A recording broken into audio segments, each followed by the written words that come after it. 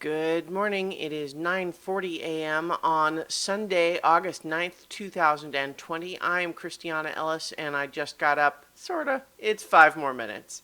So, today's Sunday, which means I'm continuing my rewatch of The Legend of Korra with Book 2, Episode 7, Beginnings Part 1.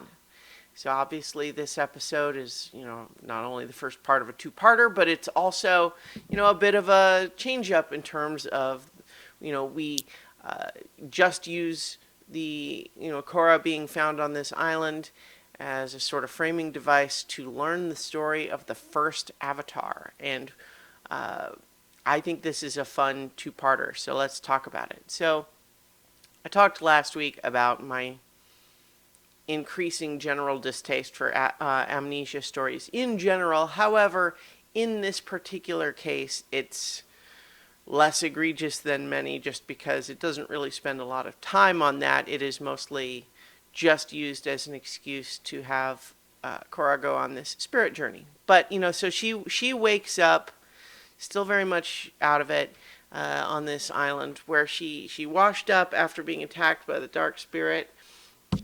And so she is basically unable to, she doesn't know who she is or what she's supposed to do. All she knows is she's supposed to find Rava. And, at this part of the episode, we don't know who that is or what that's supposed to mean. So we have her found by a group that resembles the Fire Sages that we met in the first series. And they lower her into this healing spring to help her, connect to her spirit self. And as she sees some of the former avatars, we see Aang as an adult again, and then we also see some of the other previous avatars like Kyoshi and Roku. And so she knows she's supposed to find Rava, and they tell her that, here, we're going to show you what you need in order to find Rava. And we see a young man who says he is not Rava, but he'll help Korra find Rava. He is Wan, the first Avatar. And so this is where we begin this flashback story. And I think it's neat that it is told in a different art style where all of the animation has these sort of faded watercolor type of appearance. These, thick inked lines and sort of faded colors. It's got a neat visual style to it. Even when the firebending occurs, we see it being in a, depicted in a sort of more abstract representational style instead of trying to look more real. And that's all pretty neat. So we meet Wan at his start where he's basically Disney's Aladdin. Like he's the charismatic little trickster thief who's trying to make a living. And what we see by, through this is that this city, which appears to exist on the back of a lion turtle, is under the oppressive rule of the Cho brothers, and that is to the point where Wan feels like he needs to steal food to survive. And in fact, we see too that it's not purely being selfish for his own survival, that when he comes back with even a little bit of food, he shares it with these other people that he lives with, even some little animals, before even eating himself. And one of the people he lives with, we see, is an old man who is clearly partially merged with a tree in some way. Like he is, not connected to a tree, but parts of his body look like they're made of wood and have these sort of twisted, gnarled, root-like appearances. And it's definitely depicted as like someone he would probably be shunned by other, people. But, he's cared for by Wan and given food by Wan. So we see that even though Wan is, stealing, it is not only for food, it is for food for other people. And that even though he doesn't, in his demeanor, come across as a super kind, altruistic person, he's a little bit of a punk. But at the same time, we see through his actions that he is helping the downtrodden, right? One note about the lion turtle.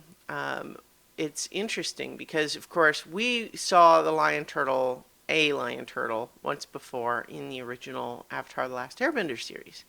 This is when Aang was struggling with what to do about Fire Lord Ozai, because all of his past Avatar selves, and in fact, most of the people that he talked to in person, were telling him, "You're just going to have to kill Ozai. He's too powerful otherwise, and he's too dangerous. He has to be stopped, and the only way to stop him is going to be to kill him."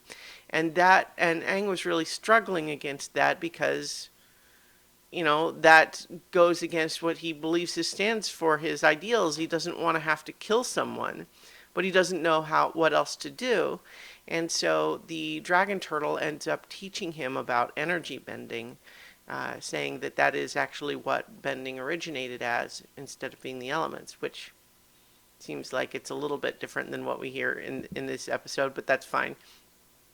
So in any event, that's where we had previously seen lion turtles, right? And so in this episode, we see that most of the world seems to be what they call the spirit wilds, where spirits kind of rule the land, and it's very dangerous for humans. But the lion turtle, one of many apparently, has allowed humans safe refuge, forming a city on their back.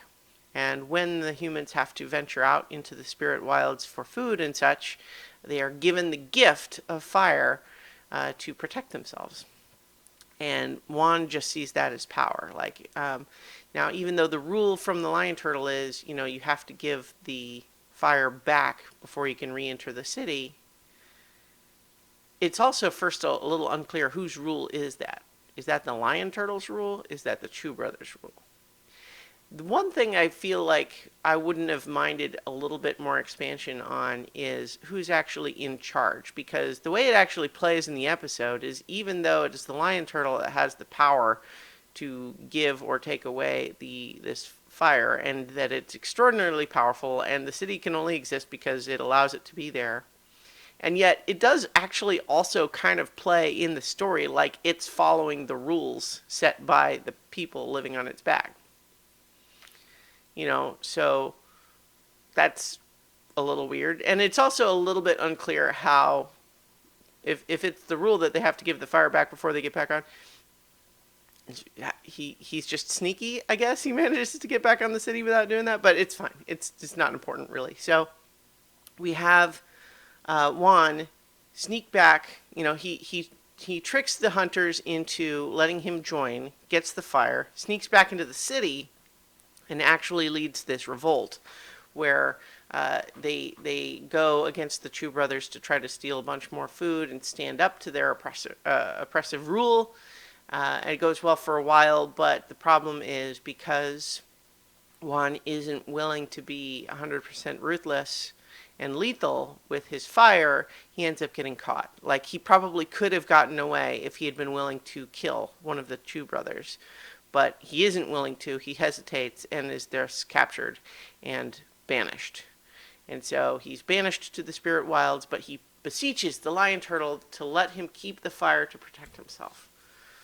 And so then we enter sort of Act 2 of this little story, where he is having to wander these very dangerous spirit wilds that he's unfamiliar with. He encounters a lot of strange stuff, and it's kind of a fun sequence of having just everything seem to be dangerous. Like, there's this tiny little frog that he sort of steps on by accident, who then turns into a giant frog. How would you like to be stepped on? And he's wandering, he's exhausted. He tries to lay down in a little meadow, and the grass tries to ensnare him and pull him under. He almost gets eaten by a giant Venus flytrap. He starts to eat what looks like a beautiful tree fruit, and only to discover that it's actually a cluster of wasps in kind of a horrific, that's a sort of nightmare-inducing experience, I would think. But one of the things that's fun is a lot of those details are set up for later. But in any event, he eventually stumbles across this hot spring run by the spirit of an ai. An ai is a kind of, it's a primate that looks like this sort of weird monkey lemur thing. And it looks like it has food and it would be relaxing and safe. And so he wants to go in, but the ai won't let him. And we have a lot of Studio Ghibli influence in this whole section. You know, not only just the spring being a little bit like the bathhouse from Spirited Away, but also the idea that as a human he smells bad to the spirits.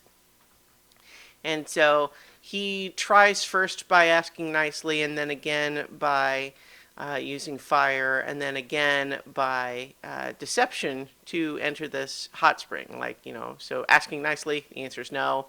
Using fire, the spirit reveals very easily it's able to, you know, to best him and send him away. And then when he tries to disguise himself as a spirit, it's the smell that gives him away.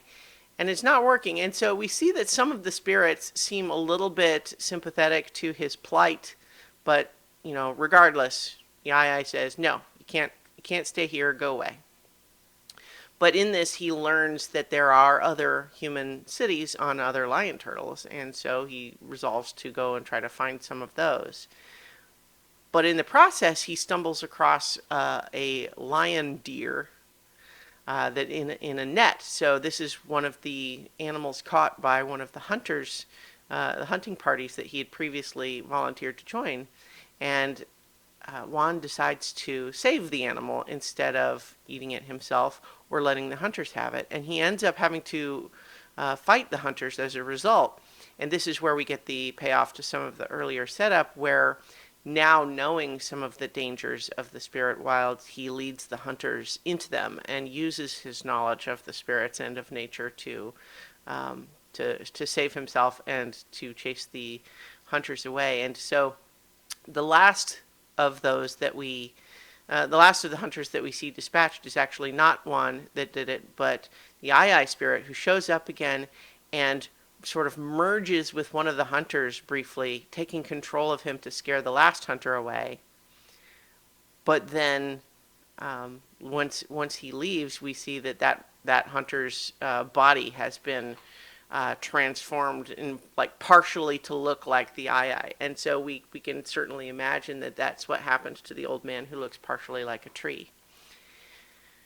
And so Juan, having now saved an animal at risk to himself, is now rewarded by the ai spirit. We saw how, you respected nature and you were willing to put yourself at risk, and so now we trust you and we'll let you stay.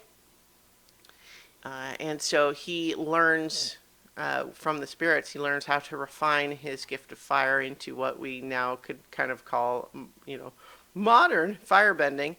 And he uses that to continue to fight off the hunters that keep trying to catch him and encroach on the spirit's territory. In the meantime, the legend of Juan surviving out in the spirit wilds inspires some of the other people to say, maybe we don't need to just live on the back of this lion turtle under these oppressive rules. Maybe if we had that gift of fire, we too can survive out there. And so we begin this this process of humans living in other places other than just in the backs of these lion turtle cities. And then, so the last bit though is that we have Juan deciding he still needs to see more of the world, and he leaves riding on the back of this lion deer. And there's another definite influence of Spirited Away, or not Spirited Away, but Princess Mononoke, where we have Ashitaka and his red deer that he rides on, and it's obvious influence there, which it's nice. So he goes out and he stumbles across Vatu and Rava. Here's Rava again, spirit Korra knew she had to look for. And we have these very abstract looking spirits that are sort of these big, like almost cloth-like flowing entities that are locked in struggle. And one of them light, one of them dark, and they are just and grappled with each other, and they're so big and their struggles so violent that they're causing a lot of havoc in the wilderness where they're fighting. And the Dark One, Vatu, pleads with Juan, help me. I've been tormented for 10,000 years by this other spirit, and tricks Juan into helping him. And so by intervening in this otherwise evenly matched contest, we have Vatu able to escape, and then Rava telling him, oh no, you fool. Vatu is the spirit of darkness and chaos. I'm the spirit of light and peace. I've been keeping him under control, and now that you've set him free, everything is ruined. Bum, bum, bum. And so that's where we, we split this first part. So there's not a lot of story analysis to be done yet because we still need the other half of the two-parter. But so we'll do that. Come back for that next week when we talk about Beginnings Part 2. In the meantime, I'll talk to you all tomorrow for 5 more minutes.